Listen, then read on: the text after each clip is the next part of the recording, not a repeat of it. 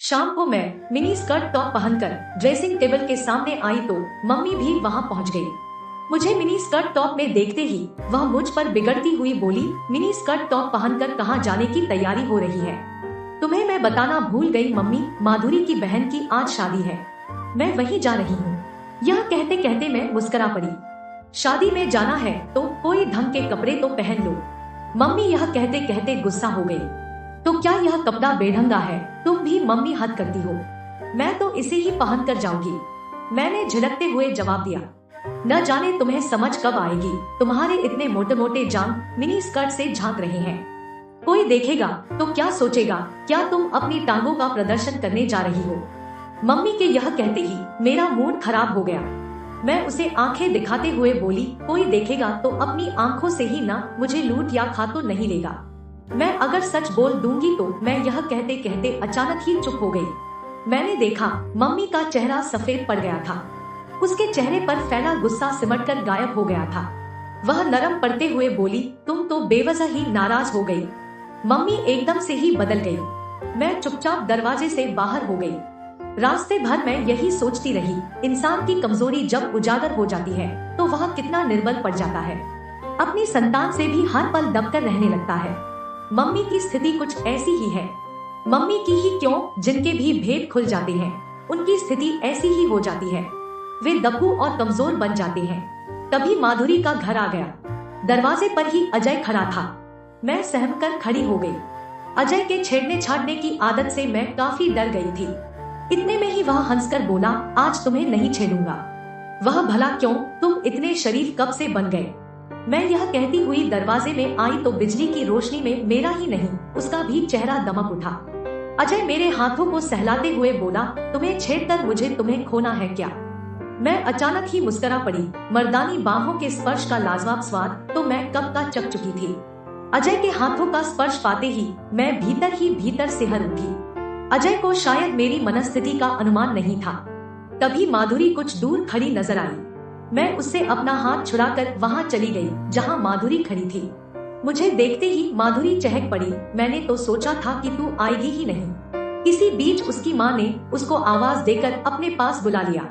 मैं वहां से सीधे ड्राइंग रूम में आ गई। फिर अचानक ही मेरे दिमाग में आया कि क्यों ना मैं नाखून पॉलिश कर लूं। सामने ही ड्रेसिंग टेबल पर नाखून पॉलिश की शीशी रखी हुई थी।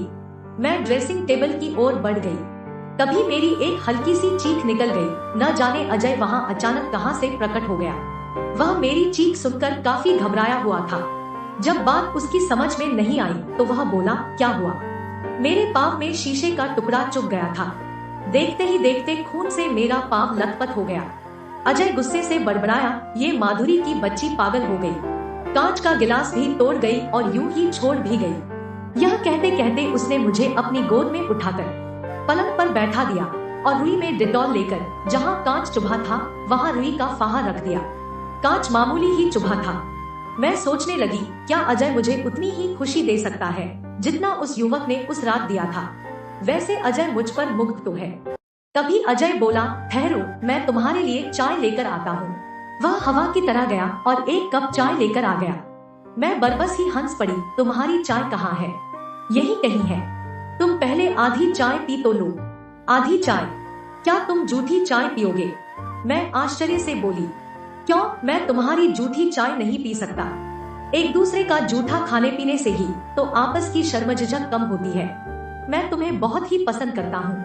मैं मन ही मन मुस्कुराई ही नहीं, इतरा भी उठी। तुम मुझसे कितना प्यार करते हो यह तो मुझे नहीं मालूम, लेकिन यह तो पता ही है कि तुम मेरी देह के आशिक हो और मैं भी तुम्हारे पुरुष देहयष्टि की दीवानी हूँ। तुम मेरे जीवन में आने वाले दूसरे पुरुष होगे। मुझे देखना है तुम्हारी मर्दानी बाहों में कितना आनंद है, कितना नयापन है और कितना एक स्त्री को खुश करने का जादू है। इसी दौरान अजय मुझे लूट लेने वाली निगाहों से घूरता हुआ बोला, चाय तो पियो, ठंडी हो रही है। मैं मंद मंद मुस्कुराती हुए चाय पीने लगी। अभी मैंने ने आधी चाय ही पी थी कि उसने मेरे हाथ से कप छीन लिया और बोला, तुम्हारे होंठों का स्पर्श पाकर चाय कितनी स्वादिष्ट हो गई है। न मालूम तुम्हारे होठों के स्पर्श में कितनी मदहोशी होगी, कितनी जादुई मिठास होगी और कितनी ताजगी होगी। मैं आश्चर्य से उसे देख रही थी। वह चाय की चुस्कियां बड़े मजे से ले रहा था।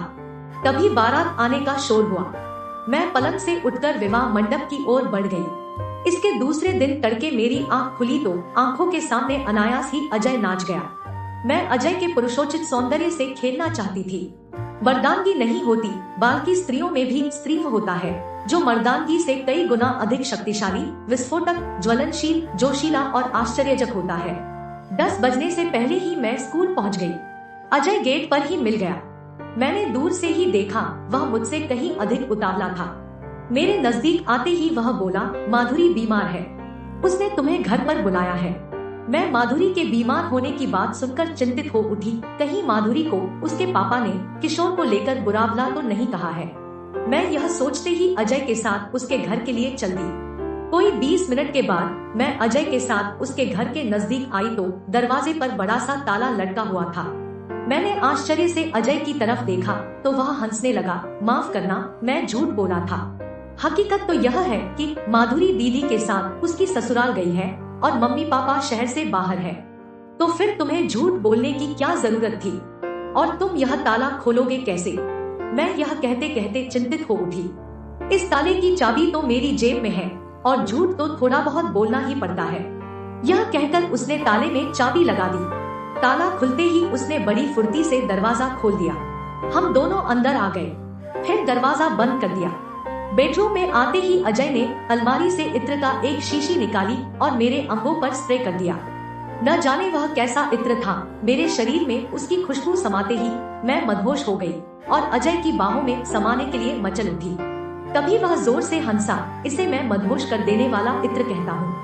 पापा को मैंने मम्मी के शरीर पर स्प्रे करते हुए कई बार देखा है, वह भी इसे मदहोश कर देने वाला इत्र ही कहते हैं।